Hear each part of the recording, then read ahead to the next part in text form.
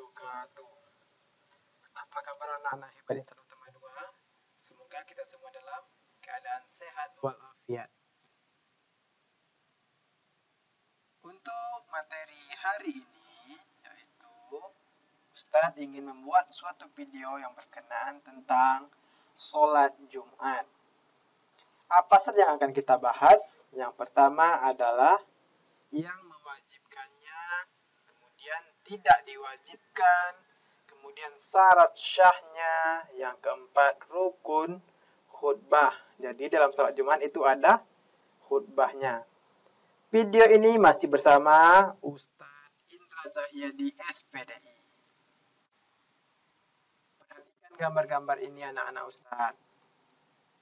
Ini adalah orang yang sedang melaksanakan ibadah sholat. Sholat adalah relasi. Relasi itu adalah hubungan dan komunikasi antara hamba dan Tuhannya. Jadi kita adalah hamba dan kita berkomunikasi atau berhubungan dengan Allah Subhanahu wa Ta'ala. Sebelum kita masuk ke materi, Ustaz ingin membahas ini dulu. Jadi, kita sebagai seorang muslim atau muslimah, kita itu mempunyai berbagai ibadah. Jadi, kalau kita ibaratkan ada stasiun-stasiunnya. Per detik, kita bisa melakukan dengan ibadah zikir. Kalau ibadah harian itu adalah sholat, yang mana sholat kita yang wajib dilaksanakan ada 5 kali dalam sehari semalam. Ibadah mingguan itu salah satunya untuk kaum laki-laki adalah sholat Jumat. Ibadah bulanan adalah puasa Ayyaumul Bid atau Abyad. Puasa ini adalah puasa di pertengahan bulan Hijriah. Bisa di tanggal 13 di bulan Hijriah, bisa tanggal 14 dan bisa tanggal 15 di setiap bulan Hijriah. Kemudian ibadah tahunan itu biasanya ada puasa Ramadan. Ada juga ibadah yang setidaknya kita lakukan sekali seumur hidup, yaitu adalah ibadah haji. Kemudian ada yang waktunya tak menentu, bisa kita laksanakan kapan saja. Yaitu bisa saja zakat, infak, sedekah, wakaf, dan lain-lain. Itu adalah pembukaan atau bisa kita renungkan sebelum kita masuk ke materi tentang sholat Jumat.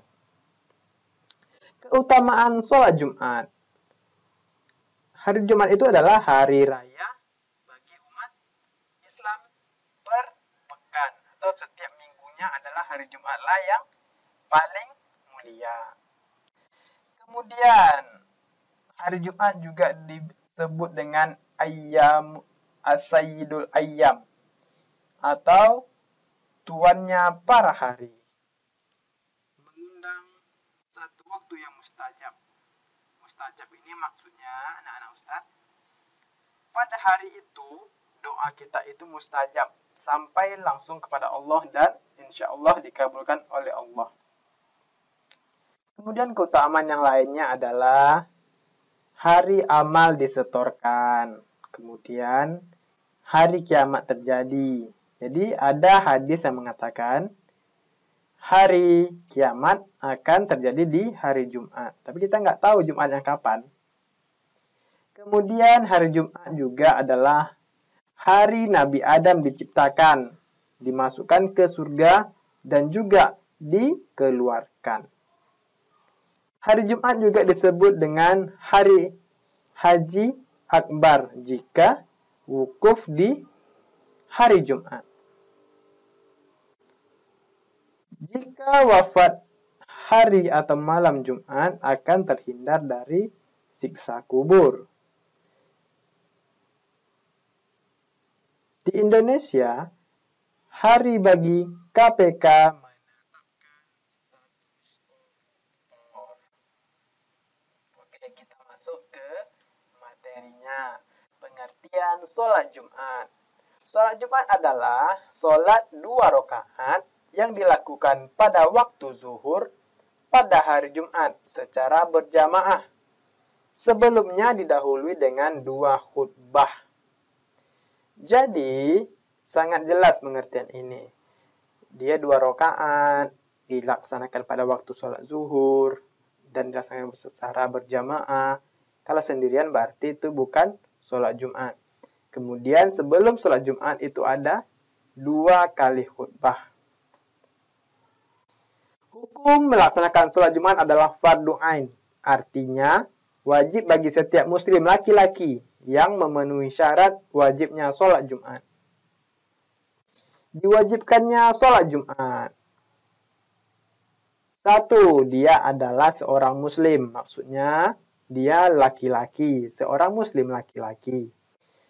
Dia juga berakal, balik, laki-laki, mukim, sehat, merdeka. Itu adalah apa kita sudah memenuhi ini berarti kita diwajibkan untuk melaksanakan sholat Jumat.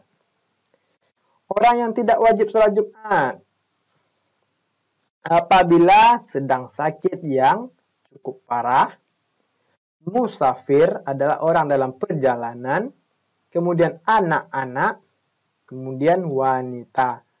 Kalau ada salah satu di antara yang 4 ini pada diri kita, kita tidak wajib untuk sholat Jumat.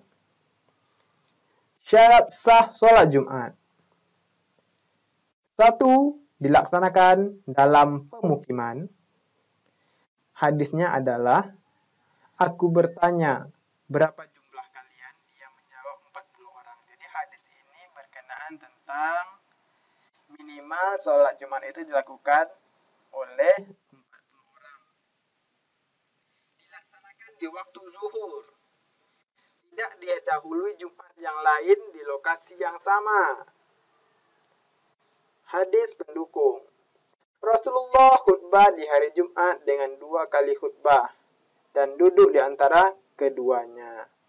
Berarti tadi Ustaz bilang di awal diawali dengan 2 khutbah dan di antara khutbah itu khotibnya duduk. Kemudian yang paling penting adalah rukun khutbah Jumat.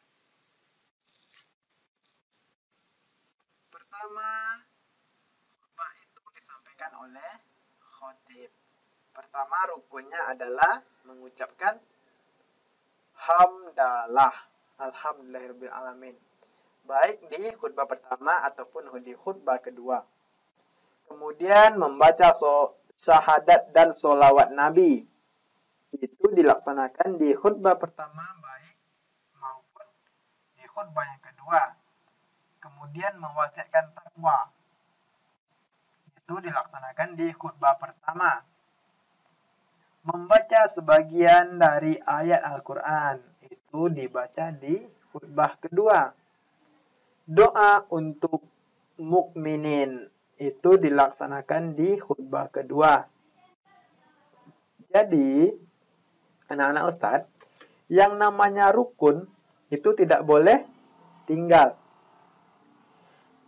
Khatib itu harus melaksanakan semua rangkaian dari rukun khutbah ini. Kalau ada salah satu yang tinggal, maka khutbahnya tidak sah dan sholat Jumatnya juga tidak sah. Sunnah-sunnah khutbah Jumat. Pertama, itu dilaksanakan di atas mimbar. Kemudian menyampaikan salam. Duduk waktu azan. Pegang busur atau tongkat. Khutbahnya singkat, mengeraskan suara. Jadi ini adalah sunnah-sunnah khatib saat menyampaikan khutbah Jumat. Anak-anak Ustadz yang ikhwan pasti sudah tahu dan sering melihatnya ketika melaksanakan ibadah sholat Jumat. Kemudian di hari Jumat itu sendiri ada banyak sunnah yang bisa kita lakukan. Pertama, bisa itu mandi.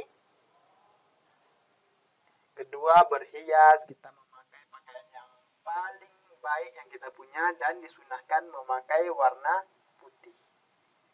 memakai wangi-wangian atau parfum, memotong kuku, kumis, dan menyisir rambut, segera pergi ke masjid, membaca Al-Quran, memenuhi saf atau barisan bagian depan atau yang masih kosong, kemudian melaksanakan sholat tahiyatul masjid. Jadi ini adalah sunnahnya. Hikmah sholat Jumat. Hikmah sholat Jumat yang pertama adalah melatih disiplin dan menghargai waktu. Yang kedua, mendidik patuh dan taat kepada Allah Subhanahu wa taala. Yang ketiga, menambah wawasan dan meningkatkan pengetahuan. Yang keempat, meningkatkan kerukunan dan persatuan di kalangan umat Islam. Yang kelima, sebagai sarana komunikasi. Jadi, anak-anak Ustadz, kita kalau sedang melaksanakan sholat Jumat, kita harus punya sikap, punya adab yang harus kita lakukan. Sikap saat khutbah sedang berlangsung, kita harus duduk dengan tenang. Memperhatikan uraian khutbah dengan baik, tidak boleh berbicara atau melakukan hal-hal yang dapat menghilangkan amalan Jumat. Kemudian sikap saat sholat Jumat sedang berlangsung adalah meluruskan dan merapatkan saf, sholat dengan khusyuk, gerakan jangan mendahului imam. Itulah materi kita hari ini. Sebelum Ustaz tutup video ini, semoga dengan video ini antum bisa memahami tentang konsep sholat Jumat. Ada evaluasi di akhir video. Apa itu? Yang pertama, antum tulis nanti di buku PAI. Soal yang pertama, apa yang dimaksud dengan sholat Jumat? Soal kedua, apa yang dimaksud dengan syarat sah sholat Jumat? Yang ketiga, sebutkan syarat wajib sholat Jumat. Yang keempat, sebutkan rukun 2 khutbah. Yang kelima, apa saja hal-hal yang kamu ketahui tentang hal yang dapat menggugurkan kewajiban sholat Jumat. Yang keenam, bagaimana menurut pendapatmu orang yang tidak mengerjakan kewajiban sholat Jumat? Jadi ada 6 soal, nanti kerjakan di buku Pendidikan Agama Islam dan dikumpulkan atau boleh difotokan kirim ke WA Ustadz. Itu saja video kita hari ini. Semoga bermanfaat dan dimengerti. Dan jawaban dari evaluasi ini insya Allah semuanya ada di dalam video tadi. Jadi simak bagus-bagus, ulang berkali-kali, dengarkan dengan baik. Semoga bisa menambah ilmu dan membuat ibadah kita ke depannya menjadi lebih baik lagi. Amin, amin, ya robbal alamin. Sekian saja dari Ustadz. Mohon maaf atas segala kekurangan. Akhirul kalam. Assalamualaikum warahmatullahi wabarakatuh.